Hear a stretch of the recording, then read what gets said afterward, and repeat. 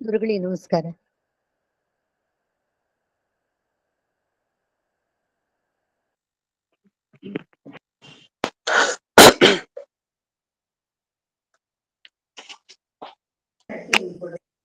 ನಮಸ್ಕಾರ ಆಚಾರ್ಯರೇ. ಸುಮತಿಭಿರನುಮೇಜಂ ಶುಭ್ರಕಾಜಂ ಸಖಾಜಂ ಸುಖಮಜಮನಪಾಜಂ ಮುಕ್ತ್ಯುಪಾಜಂ ವಿಮಾಜಂ ನೃಹಜಮಹಮಮೇಜಂ ಧ್ಯೇಜಮಾಮ್ನಾಯ ಗೇಯಂ ಸದಜಮ ಸದಜೇಜಂ ಶ್ರೀಸಹಾಜಂ ಭಜೇಜಂ ಅಂಜನಾಸೂನು ಸಾನ್ನಿಧ್ಯಾತ್ ವಿಜಯೇನ ವಿರಾಜಿತಂ ಅಜಿತ ಪ್ರೀತಿಜನಕಂ ಭಜೇಹಂ ವಿಜಯಧ್ವಜಂ ತಪಸ್ವಾಧ್ಯಾಯ ಶುಶ್ರೂಷಾ ಕೃಷ್ಣ ಪೂಜಾರತಂ ಮುನಿಂ ವಿಶ್ವೇಶಮಿಷ್ಟದಂ ವಂದೇ ಪರಿಮ್ರಾಟ್ ಚಕ್ರವರ್ತಿನಂ. ಶ್ರೀ ಗುರುಭ್ಯೋ ನಮಃ. ಹರಿ ಓಂ. ಜನ್ಮಾದ್ಯಸ್ಯ ಜತೋನ್ಮಜಾದಿತರತಶ್ಚಾರ್ಥೇಷ್ವಭಿಘ್ನಸ್ವರಾಟ್ ತೇನೇ ಬ್ರಹ್ಮ ಹೃದಯ ಆದಿಕವಯೇ ಮುಹ್ಯಂತಿ ಯಂ ಸೂರಯಃ. ತೇಜೋ ವಾರಿಮೃದಾಂ ಯಥಾ ವಿನಿಮಯೋ ಯತ್ರ ತ್ರಿಸರ್ಗೋ ಮೃಷಾ ಧಾಮ್ನಾ ಸ್ವೇನ ಸದಾ ನಿರಸ್ತಕುಹಕಂ ಸತ್ಯಂ ಪರಂ ಧೀಮಹಿ. ಓಂ ಸ್ವಸ್ತಿಸ್ತು ಸತಾಂ ಅಶೇಷ ಸನ್ಮಂಗಲಾನಿ ಭವಂತು.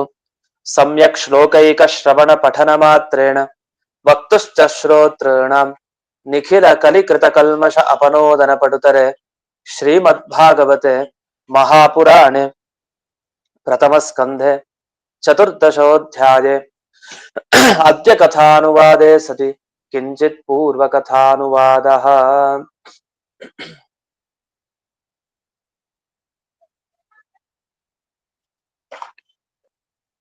ಈಗ ಈ 14ನೆಯ ಅಧ್ಯಾಯದಲ್ಲಿ 15ನೆಯ ಶ್ಲೋಕ ಆಗ್ಬೇಕಿದೆ. 15ನೆಯ ಶ್ಲೋಕ ಇದು ಸ್ವಲ್ಪ ದೀರ್ಘವಾದ ಶ್ಲೋಕ, ಉದ್ದ ಶ್ಲೋಕಗಳು ಬರ್ತಾ ಇದೆ ಅವತ್ತಿನಿಂದ. ಯದ್ದೋಕ್ಷು ಮಾಂ ಪ್ರಣಿಹಿತಂ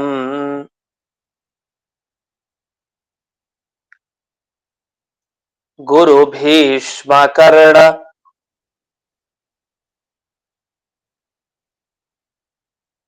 ದ್ರೌಣಿತ್ರಿಗರ್ತಶಲ ಸೈಂಧವ ಬಾಹ್ಲಿಕಾದ್ಯೈಃ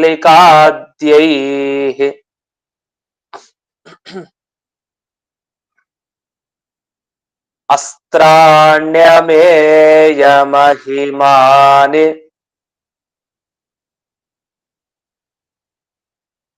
ನಿರೂಪಿತಾನಿ ನೋಪಸ್ಪೃಶುರ್ ನೃಹರಿದಾಸಮಿವಾಸುರಾಣಿ. ಮೊದಲನೇ ಪದ ಏನಿದೆ ಯದ್ದೋಷು, ದೋಷು ಅಂತಾನೆ ಪದ ಅದು. ಇನ್ನು ಮುಂದಿಂದೆಲ್ಲ ನಮಗ್ ಗೊತ್ತಾಯ್ತು. ಇಲ್ಲಿ ಅರ್ಜುನ ತಾನೀಗ ನೆನಪಿಸ್ಕೊಳ್ತಾ ಇರೋದೇನು ಅಂದ್ರೆ, ಯುದ್ಧದಲ್ಲಿ ಎಷ್ಟು ಜನ ಇದ್ರು ಮುಂದಕ್ಕೆ ನಿಂತಿರೋರು ಸಾಮಾನ್ಯರು ಇರ್ಲಿಲ್ಲ. ಯುದ್ಧ ಮಾಡೋರು ಯಾರು? ಗುರುಗಳಿದ್ರು. ಅರ್ಜುನ ಹೇಳೋದು ಹೆಸರು ಹೇಳೋದಿಲ್ಲ, ಗುರು ಅಂತ ಹೇಳ್ತಾರೆ. ಆದ್ರೆ ಮುಂದೆ ದ್ರೌಣಿ ಅಂತ ಮುಂದೆ ಹೇಳ್ತಾರೆ. ಆದ್ರೆ ಇಲ್ಲಿ ಗುರು ಅಂತ ಉಲ್ಲೇಖ ಮಾಡ್ತಾರೆ. ಅಂದ್ರೆ ನನ್ನ ಗುರುಗಳೇ ಇದ್ರು ಅಂತ. ಪಾಠ ಹೇಳ್ಕೊಟ್ಟೋ ಗುರುಗಳೇ ಇದ್ರು. ಶಸ್ತ್ರಾಸ್ತ್ರಗಳನ್ನ ಕಲಿಸಿದ ಗುರುಗಳೇ ಮುಂದಿದ್ರು. ಅವರ ಮುಂದೆ ಗೆಲ್ಲುವುದು ಅಂದ್ರೆ ಅದು ಅಸಾಧ್ಯವಾದ ಮಾತು. ಆ ಯುದ್ಧ ಭೂಮಿಯಿಂದ ವಾಪಸ್ ಬಂದು ಬದುಕಿದೀವಿ ಅಂದ್ರೆ ದೊಡ್ಡ ವಿಷಯ ಅಂತ ಅರ್ಜುನ ತಾನು ನೆನಪಿಸ್ಕೊಳ್ತಾ ಇದ್ದಾನೆ. ಯಾಕಂದ್ರೆ ಗುರುಗಳಾದ ದ್ರೋಣಾಚಾರ್ಯರಿದ್ರು. ಅದು ಗುರುಗಳ ಹೆಸರನ್ನ ನೇರವಾಗಿ ಹೇಳ್ಬಾರ್ದು ಅನ್ನೋ ದೃಷ್ಟಿಯಿಂದ ಗುರೋರ್ ನಾಮ ನಗರಣ್ಯಯಾತ್ ಅಂತ ಒಂದು ಮಾತಿದೆ. ಗುರುಗಳ ಹೆಸರನ್ನ ನೇರವಾಗಿ ಹೇಳೋಂಗಿಲ್ಲ ಅಂತ. ಆದ್ರೆ ಎಲ್ಲಾ ಕಡೆ ಅಂತಲ್ಲ. ಗುರುಗಳ ಹೆಸರನ್ನ ಇವಾಗ ಈಗ ಅರ್ಜುನನಿಗೆ ಯಾರು ಕೇಳಿದ್ರೆ ನಿಮ್ಮ ಗುರುಗಳ ಹೆಸರೇನು ಹೇಳಲೇಬೇಕು, ಅನಿವಾರ್ಯ. ಆದ್ರೆ ಮಿಕ್ಕಿದ ಕೆಲವು ಸಮಯದಲ್ಲ ಗುರುಗಳು ಅಂತಾನೆ ಕರೆಯೋದು ಹೊರತು ಹೆಸರಿಟ್ಟು ಕರೆಯುವಂತ ಕ್ರಮ ಇಲ್ಲ. ಅದು ಧರ್ಮಶಾಸ್ತ್ರ ನಿಷೇಧ ಮಾಡಿದೆ. ಗುರೋರ್ ನಾಮ ನಗರಣ್ಯಯಾತ್ ಅಂತ ಸ್ಪಷ್ಟವಾಗಿ ನಿಷೇಧ ಮಾಡಿರೋದ್ರಿಂದ ಇಲ್ಲಿ ಗುರು ಅನ್ನೋ ಶಬ್ದದಿಂದಲೇ ಕರೆದಿದ್ದಾರೆ. ಮತ್ತೆ ಒಂದು ಗೌರವ ಸೂಚಕ ಅಂತ. ಇನ್ನು ಭೀಷ್ಮಾಚಾರ್ಯರಿದ್ರು ಆ ಯುದ್ಧ ಸಂದರ್ಭದಲ್ಲಿ. ಕರ್ಣ ಇದ್ದ, ದ್ರೌಣಿ ಅಂದ್ರೆ ದ್ರೋಣಾಚಾರ್ಯರ ಮಗ ಅಶ್ವತ್ಥಾಮ, ಮತ್ತೆ ತ್ರಿಗರ್ತ ದೇಶದ ಅಧಿಪತಿ ಸುಶರ್ಮ ಅಂತ ಅವನ ಹೆಸರು, ಅವನಿದ್ದ. ಇನ್ನು ಶಲ ಅಂದ್ರೆ ಸೋಮದತ್ತನ ಮಗ ಶಲ, ಇನ್ನು ಸೈಂಧವ ಜಯದ್ರಥ ಇದ್ದ, ಬಾಲ್ಹಿಕ ಇದ್ದ. ಹೀಗೆ ಅನೇಕ ರಾಜರುಗಳಿದ್ರು. ಆ ರಾಜರುಗಳು ಜೊತೆಗೆ ಇವರೆಲ್ಲ ಕರ್ಣ, ಅಶ್ವತ್ಥಾಮ, ಭೀಷ್ಮಾಚಾರ್ಯರು, ದ್ರೋಣಾಚಾರ್ಯ ಇವರೆಲ್ಲ ಇದ್ರು. ಇವರೆಲ್ಲ ಸುಮ್ನೆ ಅಲ್ಲ, ಇವರೆಲ್ಲ ಸುಮ್ನೆ ಕೂತಿದ್ರ ಯುದ್ಧದಲ್ಲಿ, ಬಂದಿದ್ದ ಯುದ್ಧ ಮಾಡ್ಲಿಕ್ಕೆ. ಅವರು ಬಿಟ್ಟ ಅಸ್ತ್ರಗಳು ಎಷ್ಟು ನಿರೂಪಿತಾನಿ ಅಮೇಯ ಮಹಿಮಾನಿ, ಒಬ್ರಿಗಿಂತ ಒಬ್ರ ಹತ್ರ ಅಸ್ತ್ರಗಳು ಜಾಸ್ತಿ. ಅದರ ಮಹಿಮೆನೂ ವರ್ಣಿಸ್ಲಿಕ್ಕೆ ಸಾಧ್ಯ ಇಲ್ಲ, ಅಷ್ಟೊಂದು ಮಹಿಮೆ. ಅಮೇಯ ಮಹಿಮಾ ಅಂತ ಹೇಳ್ತಾರೆ. ನಾವು ಭಗವಂತನ ಮಹಿಮೆ ತಿಳಿಲಿಕ್ಕೆ ಸಾಧ್ಯ ಇಲ್ಲ ಅಂತ. ಆತರ ಅವರ ಅಸ್ತ್ರಗಳು, ಭೀಷ್ಮಾಚಾರ್ಯ ಬಳಿ ಇದ್ದ ಅಸ್ತ್ರ, ಈ ಕಡೆ ದ್ರೋಣಾಚಾರ್ಯ, ಒಬ್ರಿಗಿಂತ ಒಬ್ರು ಅವರ ಹತ್ರ ಇರುವಂತಹ ಅಸ್ತ್ರಗಳನ್ನ ಯೋಚಿಸಿದ್ರೆ ಹೆದರಿಕೆ ಆಗತ್ತೆ. ಅಂತ ಅಷ್ಟು ಅಸ್ತ್ರಗಳನ್ನ ಪ್ರಯೋಗ ಮಾಡಿದ್ದಾರೆ. ಅರ್ಜುನ ಹೇಳ್ಕೊಡೋದು, ನನ್ನ ಮೇಲೆಲ್ಲ ಪ್ರಯೋಗ ಆಗಿತ್ತು, ಯುದ್ಧ ಭೂಮಿಲಿ ನಾನು ಇದ್ನಲ್ಲ ಅಂತ ಅರ್ಜುನ ಹೇಳ್ತಾನೆ. ಆದ್ರೆ ಅಷ್ಟೆಲ್ಲ ಪ್ರಯೋಗ ಆದ್ರೂ ನನಗೊಂದು ಚೂರು ಏನು ಏಟ್ ಆಗ್ಲೇ ಇಲ್ಲ, ಚೂರು ನಾನು ಬಳಲಿಲ್ಲ, ಯಾವ ಅಸ್ತ್ರಕ್ಕೆ ಗುರಿಯಾಗ್ಲಿಲ್ಲ, ನಾನು ಬಚಾವಾದೆ. ಹೇಗ್ ಬಚಾವಾಗ್ಲಿಕ್ಕೆ ಸಾಧ್ಯ ಆಯ್ತು ಅಂದ್ರೆ ಅದಕ್ಕೆ ಹೇಳ್ತಾನೆ ಅರ್ಜುನ, ದೋಷು ಪ್ರಣಿಹಿತಂ. ದೋಷು ಅಂದ್ರೆ ಭುಜಗಳು ಅಂತ ಅರ್ಥ. ಈಗ ಈ ಚಿಕ್ಕ ಮಕ್ಕಳೆಲ್ಲ ತಂದೆ ತಾಯಿಗಳ ಭುಜಗಳಲ್ಲಿ ಇರ್ತಾರೆ. ಆ ತಂದೆ ರಕ್ಷಣೆ ಮಾಡ್ತಾರೆ, ತಾಯಿ ರಕ್ಷಣೆ ಮಾಡ್ತಾಳೆ ಆ ಮಗುವನ್ನ. ಯಾಕೆಂದ್ರೆ ಆ ಭುಜಗಳನ್ನ ಗಟ್ಟಿಯಾಗಿ ಹಿಡ್ಕೊಂಡ್ಬಿಟ್ಟಿರುತ್ತೆ ಆ ಚಿಕ್ಕ ಮಗು. ಆತರ ಅರ್ಜುನ ತಾನು ಹೇಳ್ತಾನೆ, ನಾನು ಆ ಕೃಷ್ಣನ ಭುಜಗಳ ಒಳಗಡೆ ಸೇರ್ಕೊಂಡ್ಬಿಟ್ಟಿದ್ದೆ, ಆದ್ರಿಂದ ನನ್ಗೇನು ತೊಂದರೆನೇ ಆಗ್ಲಿಲ್ಲ ಅಂತ. ಹೇಗೆ ತಂದೆ ತಾಯಿ ತಮ್ಮ ಮಗುವನ್ನ ಹೇಗೆ ರಕ್ಷಣೆ ಮಾಡ್ತಾರೋ ಬೇರೆ ಯಾವುದೇ ಒಂದು ಕಷ್ಟವಾದ ಸ್ಥಿತಿಯಿಂದ, ಅದೇ ತರಹ ಕೃಷ್ಣನ ಭುಜಗಳ ಒಳಗಡೆ ನಾನು ಸೇರ್ಕೊಂಡ್ಬಿಟ್ಟಿದ್ದೆ. ಆ ಕೃಷ್ಣನ ಭುಜಗಳ ಒಳಗಡೆ ಸೇರಿದ ಮೇಲೆ, ಯಾಕಂದ್ರೆ ಸಾರಥಿಯಾಗಿ ಮುಂದೆ ಕೂತಿರ್ತಾರಲ್ಲ, ಏನೇ ಆದ್ರೂ ಆ ಕೃಷ್ಣನ್ ದಾಟ್ಕೊಂಡ್ ಬರ್ಬೇಕಾ, ದಾಟ್ಲಿಕ್ಕೆ ಸಾಧ್ಯನೇ ಇಲ್ಲ. ಆ ರೀತಿ ಆ ಕೃಷ್ಣನ ಭುಜಗಳ ಒಳಗಡೆ ಸೇರ್ಕೊಂಡು ನಾನು ಆರಾಮಾಗಿದ್ದೆ. ಒಂದು ಅಸ್ತ್ರ ಯಾರು ಬೇಕಾರಾಗ್ಲಿ, ದ್ರೋಣಾಚಾರ್ಯರಾಗ್ಲಿ, ಯಾರೇ ಆಗ್ಲಿ, ಯಾರೇ ಏನೇ ಅಸ್ತ್ರ ಪ್ರಯೋಗ ಮಾಡಿದ್ರು ಅದರ ತಾಪ ಮಾತ್ರ ನನಗೆ ಆಗ್ಲಿಲ್ಲ ಅಂತ ತಾನು ಆ ಪರಮಾತ್ಮನ ಪೂರ್ತಿ ವ್ಯಾಪಾರ. ಆಗ ನೆನಪಾಯ್ತೋ ಇಲ್ಲೋ, ಈಗೆಲ್ಲ ನೆನಪಾಗಿದೆ ಅರ್ಜುನನಿಗೆ. ತಾನು ದುಃಖದಲ್ಲಿದ್ದಾಗ ನಿಜ ಹೊರಗೆ ಬರತ್ತಂತೆ. ಆ ರೀತಿ ಅರ್ಜುನ ತಾನೀಗ ದುಃಖದಲ್ಲಿದ್ದಾನೆ, ಕೃಷ್ಣನ ವಿಯೋಗ ಆಗೋಗಿದೆ, ಈ ಕಡೆ ಬಂದಿದ್ದಾನೆ, ತಲೆ ಬಗ್ಗಿಸ್ಕೊಂಡಿದ್ದಾನೆ. ಆಗ ಆ ದುಃಖದ ಸಂದರ್ಭದಲ್ಲಿ ತಾನು ನಿಜ ಹೇಳ್ತಾ ಇದ್ದಾನೆ. ಎಲ್ಲ ನನ್ನ ಪ್ರತಿಯೊಂದು ಘಟನೆನೂ ಕೂಡ ಯುದ್ಧ ಭೂಮಿಯಲ್ಲಿ ಅದು ಕೃಷ್ಣನ ಭುಜಗಳ ಒಳಗಡೆ ಇರೋದ್ರಿಂದ ನನಗೇನು ಆಗ್ಲಿಲ್ಲ. ಇದಕ್ಕೊಂದು ಉದಾಹರಣೆ ಕೊಡ್ತಾರೆ. ಹೇಗೆ ಅಂತಂದ್ರೆ, ನೃಹರಿದಾಸಮಿವ ನ ಉಪಸ್ಪೃಶು ಅಂತ. ಉಪಸ್ಪೃಶು ಅಂದ್ರೆ ಮುಟ್ಟೋದು ಅಂತ ಅರ್ಥ, ಉಪಸ್ಪರ್ಶ ಅಂತ ಹೇಳ್ತಾರೆ. ಭಾಗವತದಲ್ಲಿ ಈ ಮಾತು ಉಪಸ್ಪರ್ಶ, ಉಪಸ್ಪೃಶ್ಯ ಇವೆಲ್ಲ ಮಾತು ಪುನಃ ಪುನಃ ಬರ್ತಾ ಇರುತ್ತೆ. ಈ ಮಾತು ಅದಕ್ಕೆ ಅರ್ಥ ಏನು? ಸ್ಪರ್ಶ. ನನ್ನನ್ನ ಮುಟ್ಲೂ ಇಲ್ಲ ಅಂತ, ಸಂತಾಪ ಪಡಿಸ್ಲಿಲ್ಲ, ಯಾವ್ದ್ರಿಂದಲೂ ನಂಗೆ ತೊಂದರೆ ಆಗ್ಲಿಲ್ಲ ಅಂತ ಅರ್ಥ. ಯಾಕೆ ತೊಂದರೆ ಆಗ್ಲಿಲ್ಲ ಅಂದ್ರೆ ಹೇಗೆ, ಅದಕ್ಕೊಂದು ಉದಾಹರಣೆ ಕೊಡ್ತಾ, ನೃಹರಿ ದಾಸಮಿವ. ನೃಹರಿ ಅಂದ್ರೆ ಯಾರು? ನರಹರಿ ಅಂದ್ರೆ ನರಸಿಂಹ. ನೃಹರಿ ಅಂದ್ರೆ ನರಸಿಂಹ. ಆ ನರಸಿಂಹನಿಗೆ ದಾಸ ಪ್ರಹ್ಲಾದ ರಾಜ ಏನಿದ್ದ, ಆ ಪ್ರಹ್ಲಾದನಿಗೆ ಏನಾದ್ರೂ ತೊಂದರೆ ಆಯ್ತಾ, ಏನಾದ್ರೂ ಸಂತಾಪ ಆಯ್ತಾ?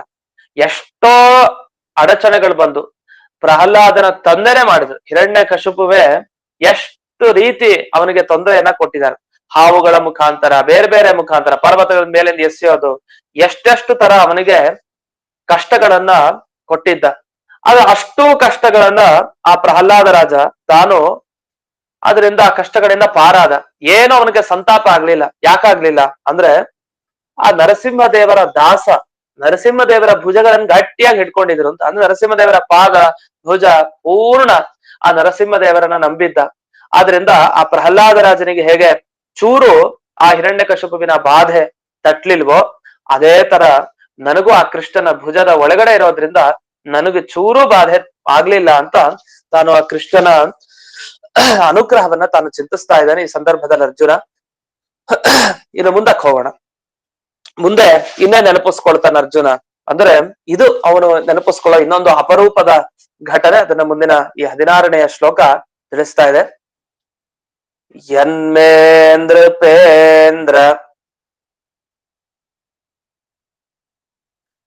ತದ ತರ್ಕ್ಯ ವಿಹಾರ ಈಶೋ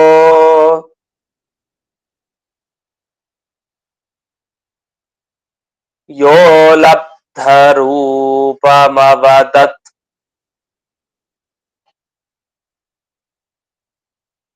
ರಣಮೂರ್ಧೆ ದರ್ಶಿ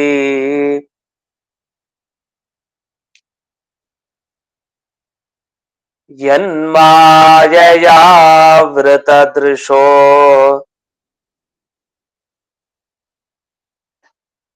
ನ ವೇದೋಃ ಪರಂ ತಂ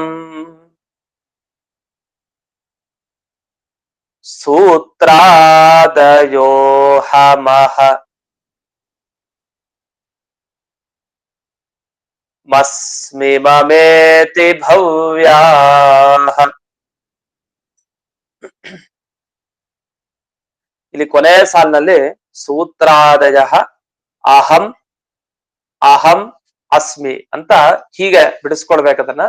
ಹೇಳ್ಬೇಕಾದ್ರೆ ಅಹ ಮಹಂ ಅಸ್ಮಿ ಅಂತ ಹೇಳಿದ್ದೇನೆ, ಅದ್ರ ಅಹಂ ಅಹಂ ಅಸ್ಮಿ ಅಂತ ಅದನ್ನ ಬಿಡಿಸ್ಕೊಡೋದು.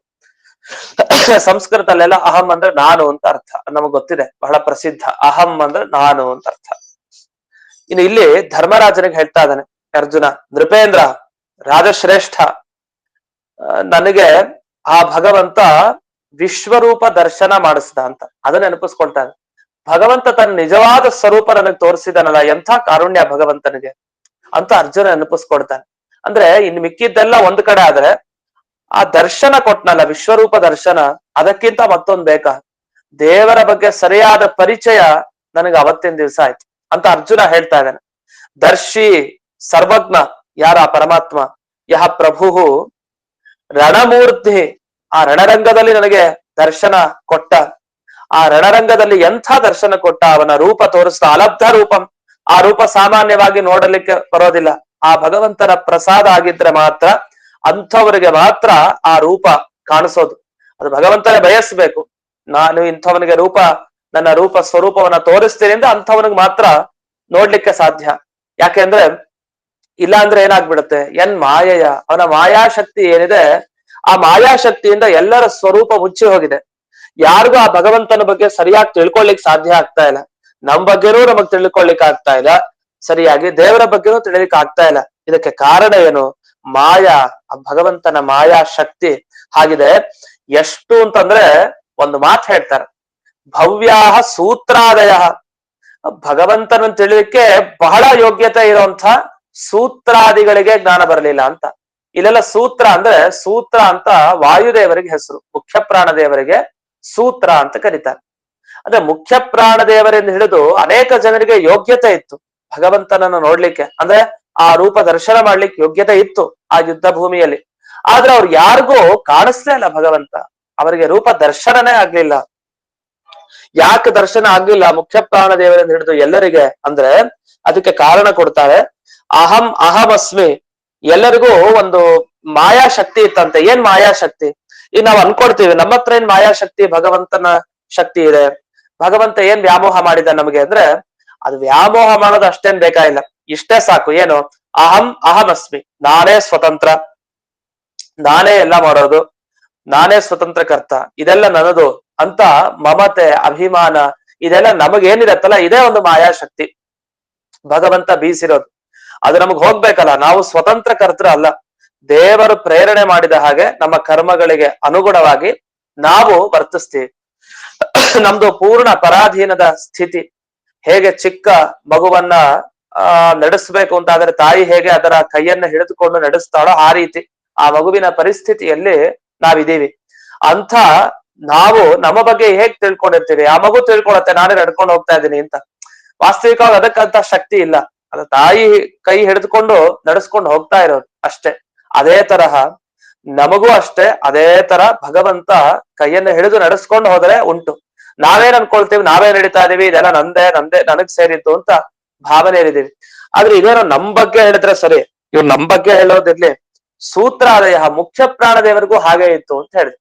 ಮುಖ್ಯ ಪ್ರಾಣ ದೇವರಿಗೆ ನಾನು ನನ್ನದು, ನಾನೇ ಸ್ವತಂತ್ರ ಕರ್ತ ಅನ್ನುವ ಜ್ಞಾನ ಇತ್ತು ಅಂತ ಒಂದು ಮಾತಿಲ್ ಬಂತು. ಆದ್ರೆ ಇದನ್ನ ಒಪ್ಲಿಕ್ ಸಾಧ್ಯನಾ? ಖಂಡಿತ ಸಾಧ್ಯ ಇಲ್ಲ. ಅರ್ಜುನ ಹೇಳ್ದ ಸರಿ, ಅದು ಮುಖ್ಯ ಪ್ರಾಣದೇವರ ಬಗ್ಗೆ ಹೇಳೋದು. ಆ ಮುಖ್ಯ ಪ್ರಾಣದೇವರಿಗೆ ಈ ರೀತಿ ಅಜ್ಞಾನ ಇದೆ ಅನ್ನೋ ರೀತಿ, ಅಂದ್ರೆ ನಾನು ಸ್ವತಂತ್ರಕರ್ತ, ನಾನೇ ಎಲ್ಲ ಮಾಡೋದು ಅಂತ ಮುಖ್ಯ ಪ್ರಾಣದೇವರು ತಿಳ್ಕೊಂಡಿದ್ದಾರೆ ಅಂತ ಒಂದರ್ಥ. ಜೊತೆಗೆ ಮುಖ್ಯ ಪ್ರಾಣದೇವರಿಗೆ ದೇವರ ಸ್ವರೂಪ ಅವ್ರ ಅವತ್ ನೋಡ್ಲೇ ಇಲ್ಲ, ಯಾಕಂದ್ರೆ ಅವ್ರಿಗೆ ಮಮತೆ, ಈ ತರ ಅಭಿಮಾನ ಇತ್ತು.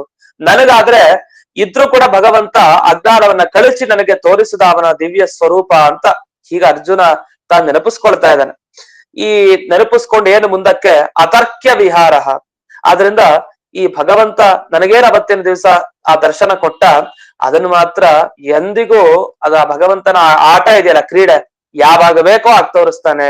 ಮತ್ತೆ ನನಗೆ ಯಾವಾಗಲೂ ಕೃಷ್ಣ ಅನ್ನುವ ಜ್ಞಾನ ಇತ್ತು, ಅದೇ ಸಾರಥಿ ಅನ್ನೋ ರೀತಿಯಲ್ಲಿ ನನ್ನ ಸಂಬಂಧಿಕ ಅನ್ನುವ ರೀತಿ ಜ್ಞಾನ ಇತ್ತು ಅಷ್ಟೇ ಬಿಟ್ಟೆ ದೇವರು ಅನ್ನೋ ಜ್ಞಾನ ಅವತ್ತಿನ ದಿವಸ ನನಗೇನು ತೋರಿಸ್ತಾ ರಣಭೂಮಿಯಲ್ಲಿ, ಅದು ಅಚಿಂತ್ಯದ್ಭುತವಾದ ಕ್ರೀಡೆ ಭಗವಂತಂದು. ಅಂತ ಆಟ ನಾನು ನೋಡ್ಲೇ ಇಲ್ಲ ಅಂತ ಇಷ್ಟು ಬಂತು. ಇಷ್ಟಲ್ಲಿ ನಮಗೆ ಒಂದೇ ಒಂದು ನಮಗೆ ಸ್ವಲ್ಪ ಮನಸ್ಸಿಗೆ ಏನ್ ಅನ್ಸೋದು, ಮುಖ್ಯ ಪ್ರಾಣ ದೇವರಿಗೆ ಈ ರೀತಿ ಭಾವನೆ ಇತ್ತು, ಮುಖ್ಯ ಪ್ರಾಣ ದೇವರಿಗೆ ಭಗವಂತನ ನೋಡ್ಲಿಕ್ಕೆ ಆಗ್ಲಿಲ್ಲ, ಇದ್ ಹೇಗೆ ಹೇಳಲಿಕ್ಕೆ ಸಾಧ್ಯ ಅರ್ಜುನ? ಆದ್ರೆ ಭಾಗವತದ ಈ ಪದ್ಯದಲ್ಲಿ ಹಾಗೆ ಬರುತ್ತೆ, ಸೂತ್ರಾದಯ ಆವೃತ ದೃಶಃ ಅಂತ ಹೇಳ್ತಾರೆ. ಸೂತ್ರಾದಿಗಳೇನಿದ್ದಾರೆ, ಸೂತ್ರ ಅಂದ್ರೆ ಮುಖ್ಯ ಪ್ರಾಣದೇವರು, ಆ ಮುಖ್ಯ ಪ್ರಾಣದೇವರಿಂದ ಹಿಡಿದು ಎಲ್ಲರೂ ಕೂಡ ಭವ್ಯ ಯೋಗ್ಯತೆ ಇದೆ, ಒಳ್ಳೆ ಮಂಗಳ ಸ್ವರೂಪಿಗಳೇ ಅವರು. ಆದ್ರೆ ಆವೃತ ದೃಶಃ ಅವರ ಜ್ಞಾನ ಮುಚ್ಚಿ ಹೋಗಿದೆ ಅಂತ. ಮುಖ್ಯ ಪ್ರಾಣದೇವರ ಜ್ಞಾನ ಮುಚ್ಚಿ ಹೋಗ್ಲಿಕ್ಕೆ ಸಾಧ್ಯನಾ? ಅವರೇ ನಮಗ್ ಜ್ಞಾನ ಕೊಟ್ಟು ಉಪದೇಶ ಮಾಡಿ ಉದ್ಧಾರ ಮಾಡೋರು. ಅವರು ಪ್ರಳಯ ಕಾಲದಲ್ಲೂ ಕೂಡ ಪ್ರತಿಭಾತ ಪರಾವರ ಅಂತ ಹೇಳ್ತಾರೆ ಮುಖ್ಯ ಪ್ರಾಣದೇವರಿಗೆ. ಅಂಥ ದಿವ್ಯವಾದ ಜ್ಞಾನ ಇರೋ ಮುಖ್ಯ ಪ್ರಾಣದೇವರಿಗೆ ಅದು ಹೇಗೆ ಸಾಧ್ಯ ಈ ರೀತಿ ಇರ್ಲಿಕ್ಕೆ ಅಂತ ನಮಗೆ ಸಹಜವಾಗಿ ಸಂಶಯ ಬರುತ್ತೆ. ಅದಕ್ಕೆ ನಮಗೆ ಯಾದುಪತ್ಯ ಟಿಪ್ಪಣಿಯಲ್ಲಿ ಇದಕ್ಕೆ ಉತ್ತರ ಕೊಡ್ತಾರೆ. ಏನು ಯಾದುಪತ್ಯ ಟಿಪ್ಪಣಿಯಲ್ಲಿ ಇದಕ್ಕೆ ಉತ್ತರ ಕೊಡ್ತಾರೆ ಅಂದ್ರೆ, ಈ ಛತ್ರಿ ನ್ಯಾಯ ಅಂತ ಒಂದು ಸಂಸ್ಕೃತದಲ್ಲಿ ಹೇಳ್ತಾರೆ. ಛತ್ರಿ ನ್ಯಾಯ ಅಂತ. ಛತ್ರಿ ನ್ಯಾಯ ಅಂದ್ರೆ ನಾವು ಅನ್ಕೊಂಡಿರೋ ಛತ್ರಿನೇ, ಬಯ್ಯೋ ಛತ್ರಿ ಅಲ್ಲ. ಛತ್ರಿ ಅಂದ್ರೆ ಈ ನಾವು ಕೊಡೆಯನ್ನೇನ್ ಹಿಡ್ಕೊಳ್ತೀವಿ, ಮಳೆ ಬಂದಾಗ ಕೊಡೆ ಹಿಡ್ಕೊಳ್ತೀವಿ, ಬಿಸಿಲು ಬಂದಾಗ ಕೊಡೆ ಹಿಡ್ಕೊಳ್ತೀವಿ. ಛತ್ರಿಯನ್ನೇನ್ ಹಿಡ್ಕೊಂಡು ಹೋಗ್ತೀವಿ, ಅದರ ಬಗ್ಗೆ ಒಂದು ನ್ಯಾಯ ಇದೆ ಸಂಸ್ಕೃತದಲ್ಲಿ. ಅಂದ್ರೆ ಒಂದು ವಿಷಯ ಇದೆ, ಏನಂದ್ರೆ 100 ಜನ ಛತ್ರಿ ಹಿಡ್ಕೊಂಡು ಹೋಗ್ತಾ ಇದ್ದಾರೆ ಒಂದು ಕಡೆ, ಮಳೆ ಜೋರಾಗಿದೆ, 100 ಜನ ಛತ್ರಿ ಹಿಡ್ಕೊಂಡು ಹೋಗ್ತಾ ಇದ್ದಾರೆ. ಅದ್ರ ಮಧ್ಯದಲ್ಲಿ ಒಂದು 5 ಜನದ ಹತ್ರ ಛತ್ರಿ ಇಲ್ಲ, ಅವ್ರು ಹಿಡ್ಕೊಂಡಿಲ್ಲ ಛತ್ರಿನ. 100 ಜನ ಹಿಡ್ಕೊಂಡಿದ್ದಾರೆ, ಒಂದು 5 ಜನ ಹಿಡ್ಕೊಂಡಿಲ್ಲ. ದೂರದಿಂದ ಒಬ್ಬ ನೋಡ್ದ, ಅಲ್ಲ 5 ಜನ ಛತ್ರಿ ಹಿಡ್ಕೊಂಡಿಲ್ಲ ನಿಜ ಗೊತ್ತಿದೆ ಚೆನ್ನಾಗಿ, ಇನ್ನು ಮಿಕ್ಕಿದವರೆಲ್ಲ ಛತ್ರಿ ಹಿಡ್ತಿದ್ದಾರೆ. ಅವನೇನಂತಾನೆ, ಎಲ್ಲ ಛತ್ರಿಗಳು ಹೋಗ್ತಾ ಇದಾರೆ ನೋಡಿ ನೋಡಿ, ಛತ್ರಿ ಹಿಡ್ಕೊಂಡು ಎಲ್ರೂ ಹೋಗ್ತಾ ಇದ್ದಾರೆ ಅಂತ. ಎಲ್ರೂ ಹೋಗ್ತಾ ಇದಾರೆ ಅನ್ನೋ ಮಾತು ತಪ್ಪಾಗ್ಬಿಡತ್ತೆ. ಯಾಕೆ? 5 ಜನ ಛತ್ರಿ ಹಿಡ್ಕೊಂಡಿಲ್ವಲ್ಲ, ಇನ್ನು ಮಿಕ್ಕಿದವ್ರು ಮಾತ್ರ 95 ಜನ ಛತ್ರಿ ಹಿಡ್ಕೊಂಡಿರೋರು. ಆದ್ರೆ ಆ ಛತ್ರಿಯನ್ನ ಹಿಡ್ಕೊಂಡಿರೋರ ಜೊತೆಗೆ 5 ಜನ ಹೋಗ್ತಾ ಇದ್ರು, ಅವರ ಹತ್ರ ಛತ್ರಿ ಇಲ್ಲದೆ ಹೋದ್ರು. ಆ ಕಡೆ ಇದ್ದ ಒಬ್ಬ ವ್ಯಕ್ತಿ ಅವನೇನ್ ಹೇಳ್ತಾನೆ, ಛತ್ರಿ ಹಿಡ್ಕೊಂಡು ಇಷ್ಟೊಂದ್ ಜನ ಹೋಗ್ತಾ ಇದ್ದಾರೆ, ಎಲ್ರು ಹೋಗ್ತಾ ಇದಾರೆ ಛತ್ರಿ ಹಿಡ್ಕೊಂಡು ಅಂತ. ಎಲ್ರು ಅನ್ನೋ ಶಬ್ದವನ್ನೇ ಪ್ರಯೋಗ ಮಾಡ್ತಾನೆ. ಎಲ್ರು ಅಂತ ಪ್ರಯೋಗ ಮಾಡಿದಾಗ ಏನರ್ಥ ಅದಕ್ಕೆ? ಹಾಗಾದ್ರೆ ಅವ್ನು ಹೇಳಿದ್ ಸುಳ್ಳಲ್ವಾ, ತಪ್ಪಲ್ವಾ? ಯಾಕಂದ್ರೆ ಎಲ್ರು ಅಂತ ಅಲ್ಲಿಲ್ವಲ್ಲ, 5 ಜನ ಬಿಟ್ಟು ಇನ್ ಮಿಕ್ಕಿದವ್ರು ಅಂತ ಹೇಳ್ಬೇಕಲ್ವಾ? ಅಂದ್ರೆ ಅದೇನಂದ್ರೆ ಜೊತೆಗಿದ್ದಾಗ ಹಾಗೆ ಹೇಳೋದು ರೂಢಿ. 10 ಜನ ಹೇಗಿದಾರೋ ಹಾಗೆ ಅವರಿಬ್ರು ಸೇರ್ಕೊಂಡಿರೋರ ಬಗ್ಗೆನೂ ಹಾಗೆ ಒಟ್ಟಿಗೆ ಬಂದ್ಬಿಡತ್ತೆ ಮಾತಷ್ಟೇ. ಅವರಿಬ್ರು ಪ್ರತ್ಯೇಕ ಅವರಿಬ್ರು ಬಗ್ಗೆ ಹೇಳಲ್ಲ. ಜಾಸ್ತಿ ಯಾವ್ದಿದೆಯೋ ಅದರ ಬಗ್ಗೆ ಉಲ್ಲೇಖ ಮಾಡ್ತಾರೆ, ಕಡಿಮೆ ಯಾವ್ದಿದೆಯೋ ಅದನ್ನ ಅವ್ರ ಜೊತೆ ಸೇರಿಸ್ಬಿಡ್ತಾರೆ ಅಷ್ಟೇ. ಹಾಗೆ ಇಲ್ಲೇನಾಯ್ತು, ಛತ್ರಿ ಇದರಲ್ಲಿ ಏನು ಕೊನೆಗೆ ಗೊತ್ತಾಯ್ತು ಅಂದ್ರೆ, 100 ಜನ ಛತ್ರಿ ಹಿಡ್ಕೊಂಡಿರೋರಲ್ಲಿ 100 ಜನ ಅನ್ನಂದ್ರೆ 100 ಜನದಲ್ಲಿ 95 ಜನ ಏನ್ ಛತ್ರಿ ಹಿಡ್ಕೊಂಡಿದ್ದಾರೆ. ತುಂಬಾ ಜಾಸ್ತಿ ಜನ ಅದನ್ನ ಹಿಡ್ಕೊಂಡಿರೋದ್ರಿಂದ ಒಂದ್ 5 ಜನ ಇಲ್ಲ ಅಂತಂದ್ರು ಕೂಡ ಅವರ ಜೊತೆಗೆ ಅವರನ್ನ ಸೇರಿಸ್ಬಿಡ್ತೀವಿ, ಒಂದೇ ಶಬ್ದದಿಂದ ಕರಿತೀವಿ, ಛತ್ರಿಗಳೆಲ್ಲ ಹೋಗ್ತಾ ಇದ್ದಾರೆ ಅಂತ. ಆದ್ರೆ ಅರ್ಥ ಏನ್ ಮಾಡ್ಕೊಳ್ಬೇಕು ನಾವು? 95 ಜನ ಮಾತ್ರ ಹಿಡ್ಕೊಂಡಿದ್ದಾರೆ, 5 ಜನ ಹಿಡ್ಕೊಂಡಿಲ್ಲ, ಛತ್ರಿಗಳಲ್ಲ ಅವರು ಅಂತ ನಾವು ಅದನ್ನ ಅರ್ಥೈಸ್ಕೊಳ್ಬೇಕು. ಅದೇ ತರ ಇಲ್ಲೂ ಕೂಡ ಹಾಗೆ ಅಂತೆ. ಮುಖ್ಯ ಪ್ರಾಣ ದೇವರಿಂದ ಹಿಡಿದು ಎಲ್ಲ ಅಂತ ಹೇಳ್ತಾ ಇದಾರೆ. ಎಲ್ಲ ಅಂದ್ರೆ ಅಭಿಪ್ರಾಯ, ಎಲ್ಲರಿಗೆ ಆ ರೀತಿ ಜಾಸ್ತಿ ಜನ ಮುಖ್ಯ ಪ್ರಾಣ ದೇವರೊಬ್ಬರನ್ನು ಬಿಟ್ರೆ ಲಕ್ಷ್ಮಿ ಅಂತೂ ಇಲ್ವೇ ಇಲ್ಲ, ಲಕ್ಷ್ಮಿನ ಸೇರಿಸ್ಕೊಡಲ್ಲ ಇಲ್ಲಿ. ಲಕ್ಷ್ಮಿಯ ಸ್ಥಾನ ಬೇರೆ. ಮುಖ್ಯ ಪ್ರಾಣ ದೇವರಿಂದ ಜೀವಕೋಟಿ ಅಂತ ಹೇಳಿ, ಜೀವ ಅಂದ್ರೆ ಮುಖ್ಯ ಪ್ರಾಣ ಬ್ರಹ್ಮದೇವರು, ಇವರಿಂದ ಆರಂಭಿಸಿ ನಾವು ಎಲ್ಲ ಜೀವನನ್ನು ತಗೊಂಡ್ರೆ ಆ ಮುಖ್ಯ ಪ್ರಾಣ ದೇವರು ಒಬ್ರೆ. ಪಾಪ ಅವರೊಬ್ಬರಿಗೆ ತಮ್ಮ ಜ್ಞಾನಕ್ಕೆ ಆಚ್ಛಾದನೆ ಇಲ್ಲ, ಅಂದ್ರೆ ಅವರಿಗೆ ಸರಿಯಾದ ಜ್ಞಾನ ಇದೆ, ಅವ್ರಿಗೆ ಎಚ್ಚರ ಇದೆ ಚೆನ್ನಾಗಿ. ಅವರ ಸ್ವರೂಪಕ್ಕೆ ಎಂದಿಗೂ ಭಗವಂತನ ಮಾಯಾಶಕ್ತಿ ಅವರ ಕಾಲ, ಅವರದನ್ನ ದಾಟಿ ಬಿಟ್ಟಿದ್ದಾರೆ. ಯಾರು? ಮುಖ್ಯ ಪ್ರಾಣ ದೇವರು. ಅವ್ರು ಏನಂದ್ರೆ ಇದ್ದು ಇಲ್ದ ಹಾಗೆ ಅದೇನ್ ಕೆಲಸ ಮಾಡಲ್ಲ, ಪ್ರಕೃತಿ ಬಂಧನ ಅವರಿಗೆ ಇದೆ. ಅಂದ್ರೆ ಸಂಸಾರದಲ್ಲೆಲ್ಲ ಇವಾಗ ಮುಖ್ಯ ಪ್ರಾಣ ದೇವರು ಬಂದಿದ್ದಾರೆ, ಮಧ್ವಾಚಾರ್ಯರಾಗಿ ಬಂದಿದಾರಲ್ಲ. ಆದ್ರಿಂದ ಮುಖ್ಯ ಪ್ರಾಣದೇವರು ಮಧ್ವಾಚಾರ್ಯ ಬಂದಿದ್ದಾರೆ ಆಮೇಲೆ ಪ್ರಕೃತಿ ಬಂಧ ಇರ್ಬೇಕಲ್ಲ ಅಂತಂದ್ರೆ ಪ್ರಕೃತಿ ಬಂಧನ ಇಲ್ಲ ಮುಖ್ಯ ಪ್ರಾಣದೇವರಿಗೆ ಇರಲ್ಲ. ಅವ್ರಿಗೆ ಹೇಗೆ ಅಂದ್ರೆ ಸುಟ್ಟ ಬಟ್ಟೆ ತರ ಇರುತ್ತಂತೆ. ಸುಟ್ಟ ಬಟ್ಟೆ, ಈಗ ಬಟ್ಟೆ ಇರತ್ತೆ, ಬಟ್ಟೆ ನಮಗೆ ಇವಾಗ ನಮಗೆ ಆವರಕವಾದ ದೇಹ, ನಮಗೆ ಜ್ಞಾನ ಬರಲ್ಲ. ಆ ಸುತ್ತಲೂ ಒಂದು ಬಟ್ಟೆ ತರ, ಅದು ಗಟ್ಟಿ ಬಟ್ಟೆ. ಆದ್ರೆ ಮುಖ್ಯ ಪ್ರಾಣದೇವ್ರಿಗೆ ಹಾಗಿಲ್ಲ, ಅವ್ರಿಗೆ ಸುಟ್ಟ ಬಟ್ಟೆ. ಸುಟ್ಟ ಬಟ್ಟೆ ಯಾವ್ದಕ್ ಉಪಯೋಗಕ್ಕೆ ಬರುತ್ತೆ? ಆ ಸುಟ್ಟ ಬಟ್ಟೆ ಇದ್ದಾಗ ಅಷ್ಟೇ ಲೆಕ್ಕ, ಅದು ಸುಮ್ನೆ ಇಲ್ಲ, ವಾಸ್ತವಿಕವಾಗಿ ಇಲ್ಲ, ಸುಮ್ನೆ ಇದೆ ಅಂತ ಹೇಳ್ತೀವಿ ಅಷ್ಟೇ. ಆ ತರ ಅವರಿಗೆ ಪ್ರಕೃತಿ ಬಂದ ಇದೆ ಅಂತ ಹೇಳೋ ಅಭಿಪ್ರಾಯನು ಸುಟ್ಟ ಬಟ್ಟೆ ರೀತಿಲ್ಲ. ಅದು ಏನು ಅದ್ರ ಕೆಲಸ ಏನೂ ಆಗಲ್ಲ. ಸುಟ್ಟ ಬಟ್ಟೆ ತಗೊಂಡು ನಮ್ಮ ಚಳಿ ಹೋಗಿಸ್ಕೊಳ್ಲಿಕ್ ಸಾಧ್ಯನಾ? ಇಲ್ಲ.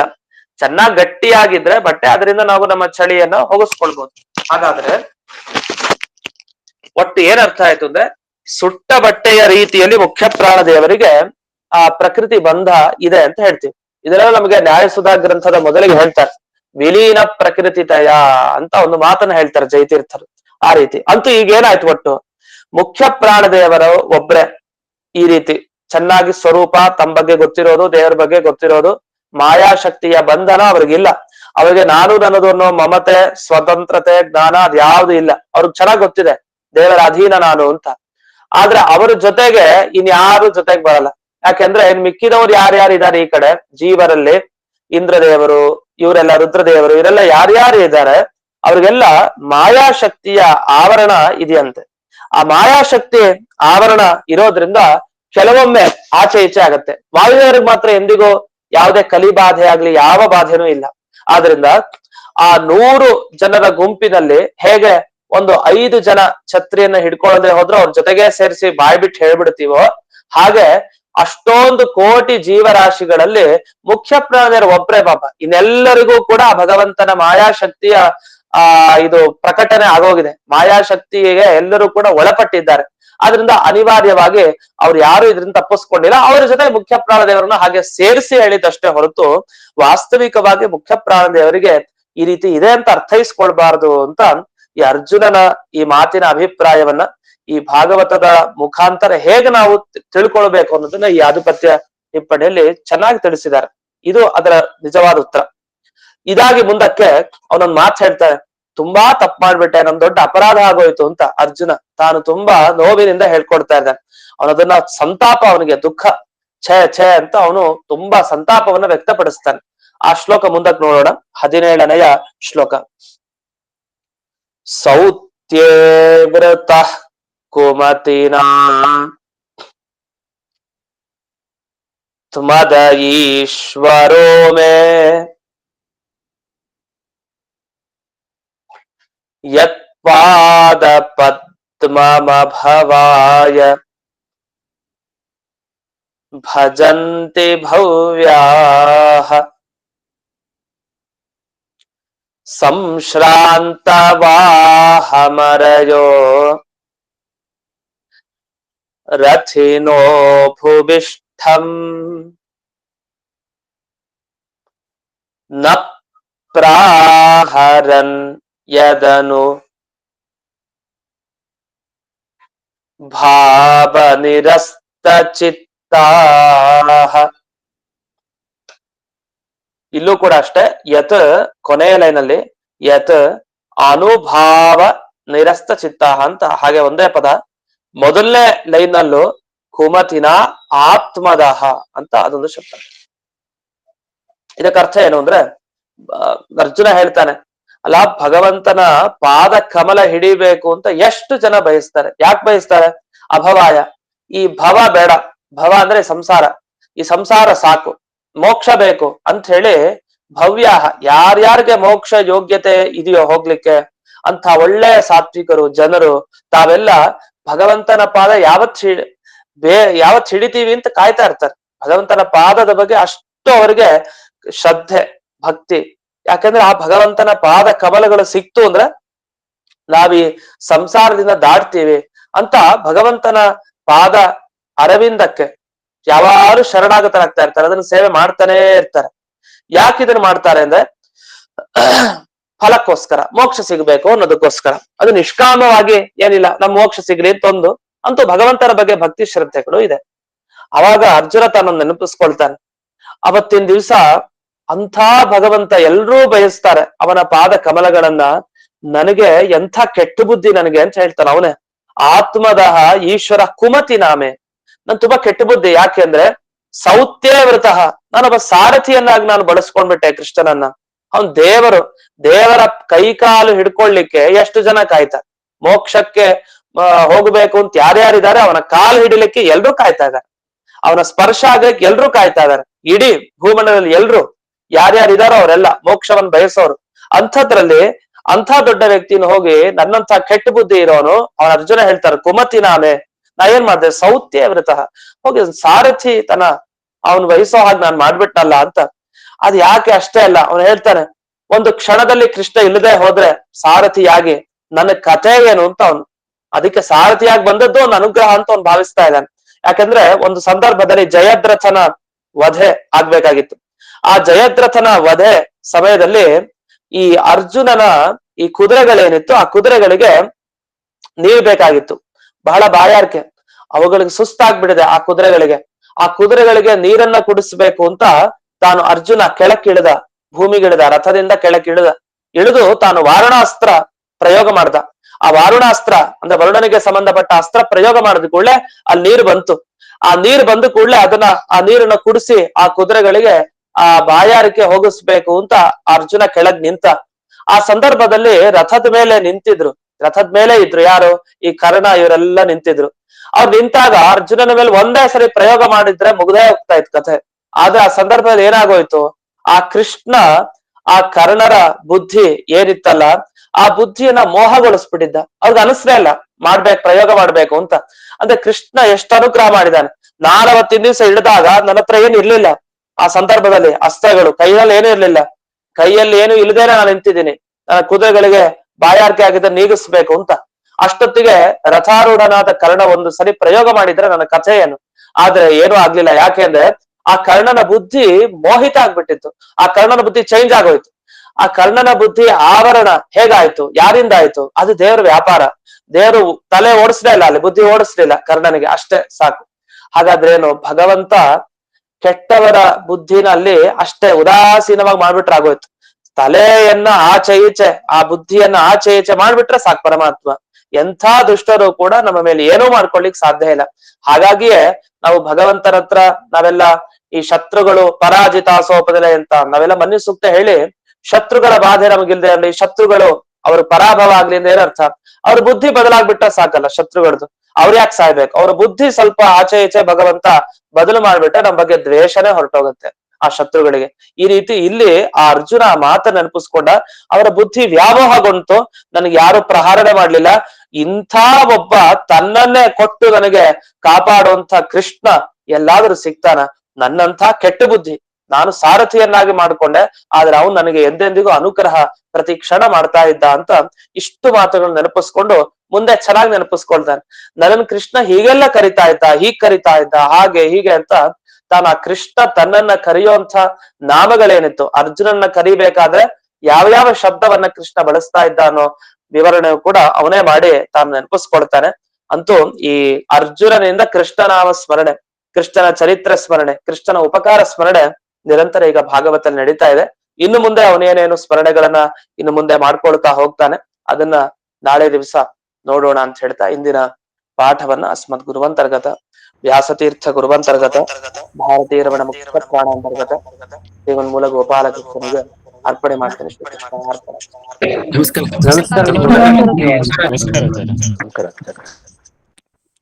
ನಮಸ್ಕಾರ. ನಮಸ್ಕಾರ ಆಚಾರ್ಯರೇ. ನಮಸ್ಕಾರ ಆಚಾರ್ಯ. ಗುರುಗಳೇ ನಮಸ್ಕಾರ. ನಮಸ್ಕಾರ ಗುರುಗಳೇ.